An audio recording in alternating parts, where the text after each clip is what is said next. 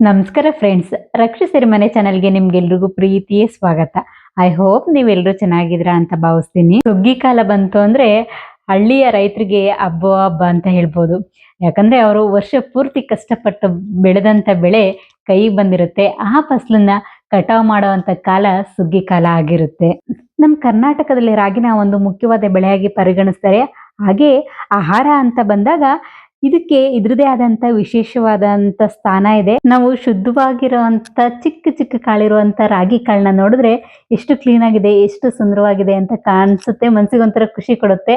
ಆದ್ರೆ ಅದು ನಮ್ಮ ಕೈಗೆ ಇಷ್ಟು ಕ್ಲೀನ್ ಆಗಿ ಬರೋಷ್ಟರಲ್ಲಿ ನಮ್ಮ ರೈತರ ಇಂದಿನ ಪರಿಶ್ರಮ ಎಷ್ಟಿರುತ್ತೆ, ಅದನ್ನ ಕಟಾವ್ ಆದ್ಮೇಲೆ ಹೇಗೆ ಕ್ಲೀನ್ ಮಾಡ್ತಾರೆ, ನಮ್ಮ ರೈತರು ಇಲ್ಲಿ ಹೇಗೆ ಕ್ಲೀನ್ ಮಾಡ್ತಿದ್ದಾರೆ, ಈಗಿನ ಕಾಲದಲ್ಲಿ ಹೇಗೆ ಮಾಡ್ತಾರೆ ಮತ್ತೆ ಹಿಂದಿನ ಕಾಲದಲ್ಲಿ ಹೇಗೆ ಮಾಡ್ತಿದ್ರು, ಅದ್ರದ್ದು ಇನ್ಫಾರ್ಮೇಶನ್ ಇವತ್ತು ವಿಡಿಯೋದಲ್ಲಿ ತಿಳ್ಕೊಳ್ಳೋಣ. ಫ್ರೆಂಡ್ಸ್, ನೀವು ಅದಕ್ಕೂ ಮುಂಚೆ ನೀವಿನ್ನೂ ನನ್ನ ಚಾನಲ್ನ ಸಬ್ಸ್ಕ್ರೈಬ್ ಮಾಡದೆ ನೋಡ್ತಿದ್ರೆ ಪ್ಲೀಸ್ ಚಾನಲ್ನ ಸಬ್ಸ್ಕ್ರೈಬ್ ಮಾಡಿ ನೋಡಿ. ಇದರಿಂದಾಗಿ ನನಗೆ ಹೊಸ ಹೊಸ ವಿಡಿಯೋಸ್ ಹಾಕ್ಲಿಕ್ಕೆ ಎಂಕರೇಜ್ ಮಾಡ್ದಂಗೆ ಆಗುತ್ತೆ. ಹಾಗೆ ವಿಡಿಯೋ ಇಷ್ಟ ಆದ್ರೆ ಲೈಕ್ ಮಾಡಿ. ಬನ್ನಿ ಫ್ರೆಂಡ್ಸ್, ಇನ್ ತಡ ಮಾಡೋದು ಬೇಡ, ವಿಡಿಯೋನೇ ಕಂಟಿನ್ಯೂ ಮಾಡೋಣ. ನಮ್ಮ ರೈತರು ಹೇಗೆ ರಾಗಿನ ಕ್ಲೀನ್ ಮಾಡ್ತಿದ್ದಾರೆ ಅಂತ ನೋಡೋಣ. ಹಿಂದೆಲ್ಲ ರೈತರು ತಾವು ಬೆಳೆದಂತ ಬೆಳೆನ ಕ್ಲೀನ್ ಮಾಡ್ಲಿಕ್ಕೆ ಕಣ ಅಂತ ಮಾಡ್ತಾ ಇದ್ರು. ಇವಾಗ್ಲೂ ಕೂಡ ಕೆಲವು ಕಡೆ ಮಾಡ್ತಾರೆ. ಬಟ್ ಕೆಲವು ಕಡೆ ಎಲ್ಲಿ ರೋಡ್ ವ್ಯವಸ್ಥೆ ಇದೆ, ಹಳ್ಳಿಗಳಲ್ಲಿ ಈಗ ಎಲ್ಲ ಸಾಮಾನ್ಯವಾಗಿ ಎಲ್ಲ ಹಳ್ಳಿಗಳಲ್ಲೂ ಕೂಡ ರೋಡ್ಗಳಿದೆ. ಸಿಮೆಂಟ್ ರೋಡ್ ಆಗ್ಬೋದು, ಟಾರ್ ರೋಡ್ ಆಗ್ಬೋದು. ಅಲ್ಲಿ ಜಾಸ್ತಿ ವೆಹಿಕಲ್ ಓಡಾಡದೇ ಇರೋದ್ರಿಂದ ಅವರು ಈ ತರ ರಾಗಿ ಕ್ಲೀನ್ ಮಾಡಕ್ಕೆ ಅಥವಾ ಬೇರೆ ಜೋಳ ಅಥವಾ ಬೇರೆ ಬೆಳೆಗಳನ್ನ ಕ್ಲೀನ್ ಮಾಡಕ್ಕೆ ರೋಡ್ನೇ ಕಣವಾಗಿ ಉಪಯೋಗಿಸ್ತಾರೆ. ಇದು ಒಂದ್ ರೀತಿ ಈಸಿ ಅಂತಾನೆ ಹೇಳ್ಬೋದು. ಈ ರಾಗಿ ಬೆಳೆಯೋ ಕೆಲಸ ಇದೆಯಲ್ಲ ಫ್ರೆಂಡ್ಸ್, ಇದು ತುಂಬಾನೇ ಕಷ್ಟ ಅಂತ ಹೇಳ್ಬೋದು. ಎಲ್ಲಾ ಕೆಲ್ಸನೂ ಕಷ್ಟ ಅಂತಾನೆ ಹೇಳ್ತಾರೆ. ಬಟ್ ಇದು ಕೆಲಸ ತುಂಬಾ ಜಾಸ್ತಿ ಹಿಡಿಯುತ್ತೆ. ಈ ರಾಗಿನ ಬೆಳೆಯೋದು ಸುಲಭ. ಇದು ಬೆಳೆದು ಕಟಾವು ಮಾಡಿದ್ಮೇಲೆ ಅದನ್ನ ಕಟ್ ಮಾಡಿ ಅದನ್ನ ಬಿಸಿಲಲ್ಲಿ ಒಂದ್ 3 ರಿಂದ 4 ದಿವಸ ಒಣಗಕ್ ಬಿಡ್ಬೇಕು. ಅದ್ ಚೆನ್ನಾಗಿ ತೆನೆಗಳೆಲ್ಲ ಒಣಗಿದ್ಮೇಲೆ ಅದನ್ನ ಕಂತೆ ಕಟ್ಟಿ ಮತ್ತೆ ಗುಡ್ಡೆ ಎಲ್ಲ ಹಾಕ್ತಾರೆ. ಕಟ್ಟಿ ಅದನ್ನು ಕೂಡ ಒಂದ್ 3 ರಿಂದ 4 ದಿನ ಬಿಸಿಲಲ್ಲಿ ಚೆನ್ನಾಗಿ ಒಣಗಕ್ ಬಿಡ್ತಾರೆ. ರಾಗಿ ತೆನೆಗಳು ತುಂಬಾ ಚೆನ್ನಾಗಿ ಒಣಗಿದ್ರೆ ಮಾತ್ರ ಅದನ್ನ ಅರಿಲಿಕ್ಕೆ ಸಾಧ್ಯ ಆಗುತ್ತೆ. ಇಲ್ಲ ಅಂದ್ರೆ ಅದು ಹುಲ್ಲಿಂದ ಬೇರ್ಪಡಿಸ್ಲಿಕ್ಕೆ ಕಷ್ಟ ಆಗುತ್ತೆ. ರಾಗಿನ ಅರಿಲಿಕ್ಕೆ ಎತ್ತುಗಳಿಂದ ಅಥವಾ ಕಲ್ಲು ಅಂತ ಹೇಳ್ತೀವಿ, ರಾಗಿ ಕಲ್ಲು, ಅದ ಕಲ್ಲನ್ನ ಉಪಯೋಗಿಸಿ ಕೂಡ ರಾಗಿನ ಹರಿತಾರೆ. ಒಂದು ಮೆಥಡ್ ಅದು. ಇನ್ನೊಂದು ಮೆಥಡ್ ಅಲ್ಲಿ ಈಗಿನ ಕಾಲದಲ್ಲಿ ಮಿಷಿನ್ ನಲ್ಲೂ ಕೂಡ ಅಥವಾ ಟ್ರ್ಯಾಕ್ಟರ್ಗಳು ಬೇರೆ ಯಂತ್ರೋಪಕರಣಗಳಿದೆ, ಅವುಗಳಲ್ಲೂ ಕೂಡ ರಾಗಿನ ಹರಿಯೋ ಕೆಲಸನ ಮಾಡ್ತಾರೆ. ರಾಗಿನ ಹುಲ್ಲಿಂದ ಬೇರ್ಪಡಿಸಿ ಆದ್ಮೇಲೆ ಕೆಲಸ ಇನ್ನೂ ಜಾಸ್ತಿ ಅಂತಾನೆ ಹೇಳ್ಬೋದು. ಯಾಕಂದ್ರೆ ಅದನ್ನ ಅರಿದ ತಕ್ಷಣನೇ ರಾಗಿ ನಮ್ಗೆ ಸಪರೇಟ್ ಆಗಿ ಹುಲ್ಲು ಸಪರೇಟ್ ಆಗಿ ಸಿಗಲ್ಲ. ಅದನ್ನ ಸಪರೇಟ್ ಮಾಡ್ಬೇಕು. ಅದ್ರಲ್ಲಿ ಹುಲ್ಲುಗಳು, ಕಲ್ಲು, ಮಣ್ಣು ಎಲ್ಲ ತುಂಬಿಕೊಂಡಿರುತ್ತೆ. ಅದನ್ನೆಲ್ಲ ಸಪರೇಟ್ ಆಗಿ ಮಾಡಿದ್ರೆ ಮಾತ್ರ ನಮಗೆ ಶುದ್ಧವಾದಂತ ಕ್ಲೀನ್ ಆದಂತ ರಾಗಿ ಸಿಗುತ್ತೆ.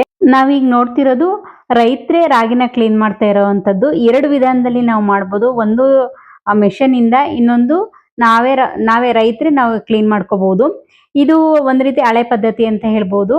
ಈ ರೀತಿ ಕ್ಲೀನ್ ಮಾಡೋದ್ರಿಂದ ರಾಗಿ ಅಂದ್ರೆ ಜಾಸ್ತಿ ವೇಸ್ಟ್ ಆಗಲ್ಲ, ಮತ್ತೆ ಕ್ಲೀನ್ ಆಗಿರೋ ರಾಗಿ ಕೂಡ ಸಿಗುತ್ತೆ. ಅಂದ್ರೆ ಇದು ಪ್ಲಸ್ ಪಾಯಿಂಟ್ ಆದ್ರೆ, ಇನ್ನೊಂದು ಮೈನಸ್ ಪಾಯಿಂಟ್ ಆದ್ರೆ ರೈತರಿಗೆ ಕೆಲಸ ಜಾಸ್ತಿ ಆಗುತ್ತೆ. ಮತ್ತೆ ಖರ್ಚು ಕೂಡ ಜಾಸ್ತಿ ಬರುತ್ತೆ. ಈಗಿನ ದಿನಗಳಲ್ಲಿ ಸ್ವಲ್ಪ ದಿನಗೂಲಿ ಜಾಸ್ತಿನೇ ಇರೋದ್ರಿಂದ ಸ್ವಲ್ಪ ಖರ್ಚು ಜಾಸ್ತಿ ಆಗುತ್ತೆ ಅಂತ ಹೇಳ್ಬೋದು. ಟೈಮು ಕೂಡ ತುಂಬಾ ಜಾಸ್ತಿ ತಗೊಳುತ್ತೆ. ಇದು ಒಂದು ದಿನದಲ್ಲೆಲ್ಲ ಆಗಲ್ಲ, 2 ರಿಂದ 3 ದಿವಸ ಬೇಕಾಗುತ್ತೆ. ಅಂದ್ರೆ ನೀವು ಎಷ್ಟು ಕ್ವಾಂಟಿಟೀಸ್ ಇದೆ ಬೆಳೆ, ಅದ್ರ ಮೇಲೆ ಡಿಪೆಂಡ್ ಆಗುತ್ತೆ. ಎಲ್ಲದಕ್ಕಿಂತ ತುಂಬಾ ಮುಖ್ಯವಾಗಿದ್ದು ರಾಗಿನ ತೂರೋ ಕೆಲಸ ಇದೆ, ವೆರಿ ಇಂಪಾರ್ಟೆಂಟ್. ಈ ರಾಗಿನ ತೂರ್ಬೇಕು ಅಂದ್ರೆ ಗಾಳಿ ಬೇಕು. ಗಾಳಿ ಬರೋವರೆಗೂ ಕಾಯ್ಬೇಕು. ಗಾಳಿ ಇಲ್ಲ ಅಂದ್ರೆ ನಾವು ಕೆಲಸದವ್ರು ಇದ್ರೂ ಕೂಡ ಕೆಲಸ ಆಗಲ್ಲ. ಗಾಳಿ ಬರೋವರೆಗೂ ಗಾಳಿ ಬೀಸೋವರೆಗೂ ಕೂಡ ಕಾಯ್ತಾ ಇರ್ಬೇಕಾಗುತ್ತೆ. ಇದರಿಂದಾಗಿ ಟೈಮು ಮತ್ತೆ ದಿನಗಳು ಜಾಸ್ತಿ ಆಗುತ್ತೆ ಅಂತ ಹೇಳ್ಬೋದು. ಈ ಪದ್ಧತಿನಲ್ಲಿ ಕ್ಲೀನ್ ಮಾಡ್ಕೊಳ್ತೀವಿ ಅಂದ್ರೆ, ಈ ಪದ್ಧತಿಯಲ್ಲಿ ರಾಗಿನ ಕ್ಲೀನ್ ಮಾಡ್ಕೊಳ್ಳೋದ್ರಿಂದ ಆಗುವಂತ ಇನ್ನೊಂದು ಪ್ಲಸ್ ಪಾಯಿಂಟ್ ಏನಂದ್ರೆ, ಹುಲ್ಲು ರಾಗಿ ಹುಲ್ಲು ಏನಿದೆ ಅದು ಜಾಸ್ತಿ ವೇಸ್ಟ್ ಆಗಲ್ಲ. ನಾವು ಮಿಷನ್ಗಳಲ್ಲಿ ಹರಿದ್ರೆ ಹುಲ್ಲೆಲ್ಲ ಪುಡಿ ಪುಡಿ ಆಗ್ಬಿಡುತ್ತೆ. ಅರ್ಧಕ್ಕರ್ಧ ಹುಲ್ಲು ವೇಸ್ಟ್ ಆಗ್ಬಿಡುತ್ತೆ. ಈ ಪದ್ಧತಿನಲ್ಲಿ ರಾಗಿ ಹುಲ್ಲನ್ನ ಹರಿಯೋದ್ರಿಂದ ನಮ್ಗೆ ದನಗಳಿಗಾಗ್ಲಿ ಕುರಿಗಳಿಗಾಗ್ಲಿ ಹುಲ್ಲು ವೇಸ್ಟ್ ಆಗ್ದಾಗೆ ನಾವು ಬಳಸಬಹುದಾಗಿದೆ. ಹಿಂದಿನ ಕಾಲದಲ್ಲಿ ಈ ತರ ಸುಗ್ಗಿ ಕಾಲದಲ್ಲಿ ಫಸಲು ಕೈ ಬಂದ್ಮೇಲೆ ರೈತರು ಎಲ್ರೂ ಕೂಡ ಈ ರೀತಿ ಒಬ್ರೇ ಆಗಿ ಯಾರು ಕೂಡ ಕೆಲಸನ ಮಾಡ್ಕೊಳ್ತಿರ್ಲಿಲ್ಲ. ಒಗ್ಗಟ್ಟಾಗಿ ರೈತರೆಲ್ಲರೂ ಕೂಡ ಕಣಗಳನ್ನ ಮಾಡ್ಕೊಂಡು ಕೆಲಸನ ಮಾಡ್ತಾ ಇದ್ರು. ಅವರು ಕೆಲಸ ಮಾಡೋಂಥ ಸಂದರ್ಭದಲ್ಲಿ ಎಷ್ಟು ಸಂಭ್ರಮಿಸ್ತಾ ಇದ್ರು ಅಂದ್ರೆ, ಜಾನಪದ ಹಾಡುಗಳನ್ನ ಹಾಡ್ಕೊಂಡು ಮತ್ತೆ ಪೌರಾಣಿಕ ಕಥೆಗಳನ್ನ ಹೇಳ್ಕೊಂಡು ಸುಗ್ಗಿಯಿಂದ ಸಂತೋಷದಿಂದ ಅವರು ಫಸಲನ್ನ ಕೈಗೆ ತಗೊಳ್ತಾ ಇದ್ರು, ಸಂತೋಷವಾಗಿ ಕೆಲಸನ ಮಾಡ್ತಾ ಇದ್ರು. ಆ ಕೆಲಸ ಎಷ್ಟೇ ಕಷ್ಟ ಇದ್ರು ಕೂಡ ಅವರ ಸಂತೋಷದಲ್ಲಿ ಆ ಕಷ್ಟನ ಮರ್ತೋಗ್ತಾ ಇದ್ರು. ನನಗೆ ಈ ಸಂದರ್ಭದಲ್ಲಿ ಒಂದು ಚಿಕ್ಕ ಕತೆ ನೆನಪಾಗ್ತಾ ಇದೆ. ಅದೇನಂದ್ರೆ, ಒಂದು ಚಿಕ್ಕ ಗ್ರಾಮ ಇರುತ್ತೆ. ಅಲ್ಲಿ ರಂಗಪ್ಪ ಅನ್ನೋ ಒಬ್ಬ ರೈತ ಇರ್ತಾನೆ. ಅವನು ಅಜ್ಜನಾಗಿರ್ತಾನೆ. ಅವನು ಪ್ರತಿ ವರ್ಷನೂ ಕೂಡ ತಾನು ಬೆಳೆದಿರುವಂತ ರಾಗಿನ ತಂದು ತನ್ನ ಮನೆ ಮುಂದೆ ಕಣವನ್ನ ಮಾಡ್ಕೊಂಡು ಅವನು ಆ ರಾಗಿ ಕ್ಲೀನ್ ಮಾಡುವಂತ ಕೆಲಸನ ಮಾಡ್ತಿರ್ತಾನೆ. ಆತನ ಮೊಮ್ಮಗ ಸಿಟಿನಲ್ಲಿ ಇರ್ತಾನೆ.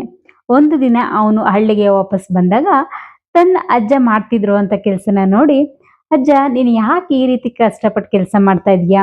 ಇವಾಗಿನ ಕಾಲದಲ್ಲಿ ಮೆಷಿನ್ಸ್ಗಳು ಬಂದಿದೆ. ಆ ಯಂತ್ರೋಪಕರಣಗಳನ್ನ ಉಪಯೋಗಿಸಿ ಈ ಕೆಲಸನ ನೀನು ಮಾಡೋದ್ರಿಂದ ಕೆಲಸ ತುಂಬಾ ಈಸಿ ಆಗುತ್ತೆ, ಮತ್ತೆ ಶ್ರಮನೂ ಕಡಿಮೆ ಆಗುತ್ತಲ್ವಾ ಅಂತ ಹೇಳ್ತಾನೆ. ಅದಕ್ಕೆ ತಾತ ನಗ್ನಗ್ತಾನೆ ಹೇಳ್ತಾರೆ, ಮಗ, ಈ ರೀತಿ ನಾವು ಗಾಳಿನಲ್ಲಿ ತೂರೋದ್ರಿಂದ ರಾಗಿಯ ಜೊಳ್ಳು ಮತ್ತೆ ಏನು ಕಸ ಕಡ್ಡಿ ಇರುತ್ತಲ್ಲ ಅದು ಗಾಳಿಗೆ ತೂರ್ಕೊಂಡು ಹೋಗುತ್ತೆ.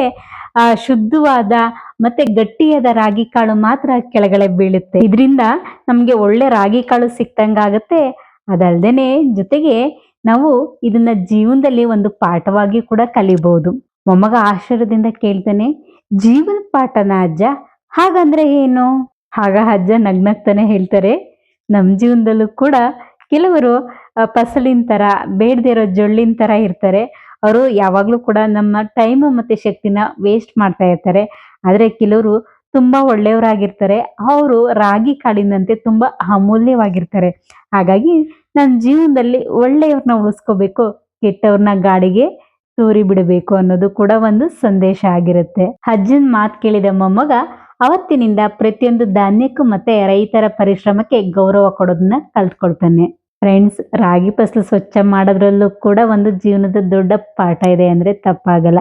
ನಮ್ಮ ಜೀವನದಲ್ಲೂ ಕೂಡ ಒಳ್ಳೆಯದನ್ನ ಉಳಿಸ್ಕೊಂಡು ಕೆಟ್ಟದನ್ನ ದೂರ ಮಾಡಬೇಕು. ಅವಾಗ ಮಾತ್ರ ನಾವು ನೆಮ್ಮದಿಯ ಜೀವನ ಸಾಗಿಸ್ಲಿಕ್ಕೆ ಸಾಧ್ಯ ಆಗುತ್ತೆ. ರೈತರು ನಮ್ಮ ದೇಶದ ಬೆನ್ನೆಲುಬು. ರೈತರ ಪರಿಶ್ರಮನ ಗೌರವಿಸಬೇಕು, ರೈತರಿಗೆ ಗೌರವನ ಕೊಡಬೇಕು, ಮತ್ತೆ ಆಹಾರದ ಮಹತ್ವವನ್ನ ಅರಿಬೇಕು. ಜೊತೆಗೆ ನಾವು ಧಾನ್ಯಗಳನ್ನ ವ್ಯರ್ಥ ಮಾಡದೆ ಉಪಯೋಗಿಸೋದನ್ನ ಕಲಿಬೇಕು. ಇದನ್ನ ಮುಂದಿನ ಪೀಳಿಗೆಗೂ ಕೂಡ ತಿಳಿಸ್ಕೊಡ್ಬೇಕು. ಜೈ ಜವಾನ್ ಜೈ ಕಿಸಾನ್. ನಾನು ಆಗ್ಲೇ ಹೇಳ್ದಂಗೆ ಆಧುನಿಕ ರೀತಿಯಲ್ಲೂ ಕೂಡ ನಾವು ರಾಗಿ ಫಸಲನ್ನ ಕ್ಲೀನ್ ಮಾಡ್ಕೋಬಹುದು. ಕಂಪ್ಲೀಟ್ ಆಗಿ ಅದೇ ಕಟಾವು ಮಾಡಿ, ಮಿಷಿನೇ ಕಟಾವು ಮಾಡಿ ಕ್ಲೀನ್ ಮಾಡಿ ಕೊಟ್ಬಿಡುತ್ತೆ. ಅದನ್ನು ಕೂಡ ನಾವು ಈ ವಿಡಿಯೋದಲ್ಲಿ ನೋಡ್ಬೋದು. ನೋಡಿದ್ರಲ್ಲ ಫ್ರೆಂಡ್ಸ್, ಹೀಗೆ ನಮ್ಮ ರೈತರು ಪರಿಶ್ರಮನ ಪಟ್ಟು ಬೆಳೆಗಳನ್ನ ಬೆಳಿತಾರೆ. ಏನ್ ಅನ್ನಿಸ್ತು ಈ ವಿಡಿಯೋ ನೋಡಿದ್ಮೇಲೆ? ಈ ವಿಡಿಯೋ ಇಷ್ಟ ಆದ್ರೆ ಲೈಕ್ ಮಾಡಿ. ಹಾಗೆ ನೀವು ಇನ್ನೂ ನನ್ನ ಚಾನಲ್ನ ಸಬ್ಸ್ಕ್ರೈಬ್ ಮಾಡಿಲ್ಲ ಅಂದ್ರೆ ಪ್ಲೀಸ್ ಚಾನಲ್ನ ಸಬ್ಸ್ಕ್ರೈಬ್ ಮಾಡಿ ನೋಡಿ. ನೆಕ್ಸ್ಟ್ ವಿಡಿಯೋದಲ್ಲಿ ಇಂಥದೇ ಒಂದು ಒಳ್ಳೆಯ ಇನ್ಫಾರ್ಮೇಶನ್ ಜೊತೆ ನಿಮ್ಮ ಮುಂದೆ ಬರ್ತೀನಿ ಫ್ರೆಂಡ್ಸ್. ಅಲ್ಲಿವರೆಗೂ ಟೇಕ್ ಕೇರ್, ಬಾಯ್.